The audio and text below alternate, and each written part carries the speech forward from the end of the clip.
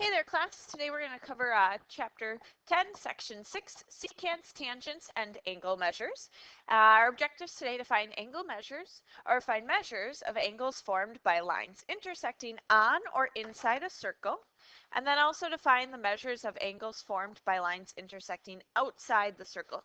So remember how earlier in this chapter we talked about central angles. Those were inside of the circle, and then we talked about our inscribed angles, which were on the circle, and today we're going to be dealing with those secants and those tangents, and those are going to be forming angles outside of the circle.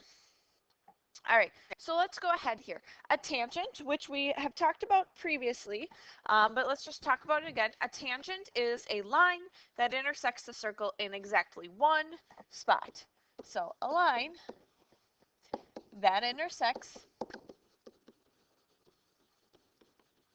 the circle in exactly one place. The other thing we need to remember from 10.5 is that if we have a radius, it is perpendicular to that point, or to that tangent. So radius perpendicular to tangent.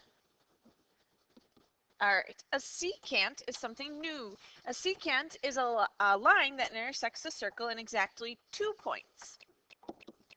So a line that intersects the circle in exactly 2 places. And when it does that, so if we look over here, we have just created a chord.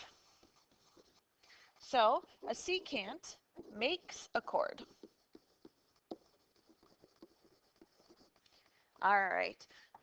So we're going to use tangents when we talk about lines or angles outside the circle, and we're going to deal with secants when we talk about angles inside the circle. So if two secants or chords intersect in the interior of a circle, then the measure of an angle formed is 1/2 the sum of the measure of the arcs intercepted by the angle and its vertical angle. All right, so what that's saying is if we have two secants here, and we have A, B, C, and D, and let's say we have angle 1 there. It's saying the measure of angle 1 is formed by 1/2 the sum of the measures of the arcs. So measure of arc AB plus, there's that sum, the measure of arc CD. So if I take my two outside arcs that are part of my angle, and then I add them and I take 1/2 of that, I'm going to get my angle measure. All right, so let's go ahead and look here at problem 1. Problem 1, if we take our two arcs and we add them, now timesing by 1/2 is the same thing as dividing by 1/2. All right, 84 plus 130 leaves us with 214.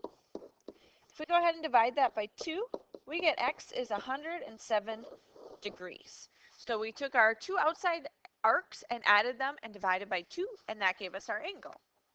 Now let's go ahead and look at number 2. Our arcs, we have a measure for this arc, but we don't have a measure for this arc. So if we take our arcs and we add them and divide by 2, that should equal our angle. So here, x is actually in the formula that we need to do. So we want to get rid of the divide by 2, so times both sides by 2.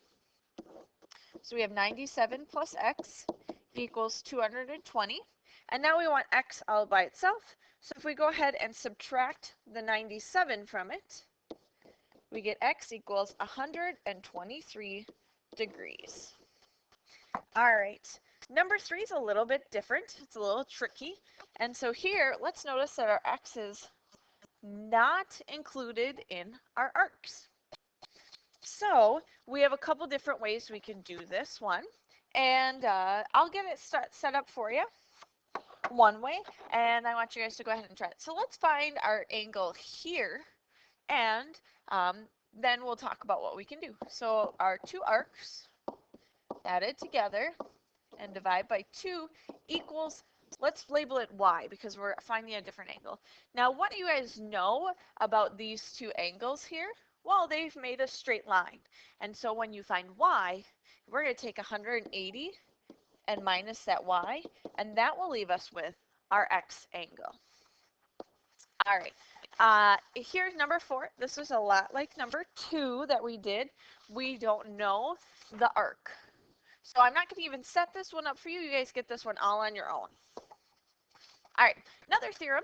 If a secant and a tangent intersect at the point of tangency, then the measure of each angle formed is 1/2 the measure of its intercepted arc. Which really, this is nothing new for us. We've looked at when we've had angles whose vertex is on the circle, and we've just said it's half of the arc. So if we say the measure of angle 1, it's going to be half of arc AB. All right. Okay, so let's put that to use here. Find the measure of angle QPR. So here we need to find our angle. We're given our arc. To find the angle, we just go ahead and take our arc and divide by 2. That gives us our angle.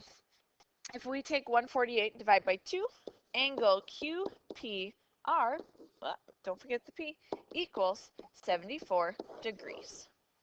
All right, number 6, here we're given the angle and we want to find the arc DEF. Ooh, so now we're asking for the other arc. 2 ways we can look at this. One, you can find your arc here and take 360 and minus it, or we can draw this out. We now have a straight line and we can find our other angle. So if we take 180, we minus 64 from it, we end up with 116. Now we have our angle and we want to find our arc, so we times it by 2. 116 times 2, and our arc is 232 degrees. Number 7 states if, or find the measure of angle QRS, so we want this angle, if QTS, this arc here, is 238 degrees. Again, multiple ways you can look at this. You can find our missing arc here and then divide by 2 to find the angle. You can go ahead and find the angle here. Oh, that's not going to help us. Well, yeah, well, if we find the angle there, then we take 180 and minus, and we can find our angle there. Lots of ways to try it. All right, last theorem in our notes today. If 2 secants, a secant and a tangent, or 2 tangents intersect in the exterior of a circle, then the measure of the angle formed is 1/2 the difference of the measures of the intercepted arcs. Hoofda! What that's saying is, if our angle is outside the circle, no matter how it's made, 2 secants, a secant and a tangent, or 2 tangents, they all are going to follow the same format. All right, so here, if we want the measure of angle A, we are going to, it says it's 1/2, and this time we're talking about difference. So 1/2, and we're going to have a difference of our exterior arcs minus the other one, because minus is difference. Now remember, timesing by 1/2 is the same thing as dividing by 2. All right, same thing here. Measure of angle A is equal to my larger arc. Oh, can't forget that 1/2. My larger arc minus my smaller arc. All right, and here we have 2 tangents.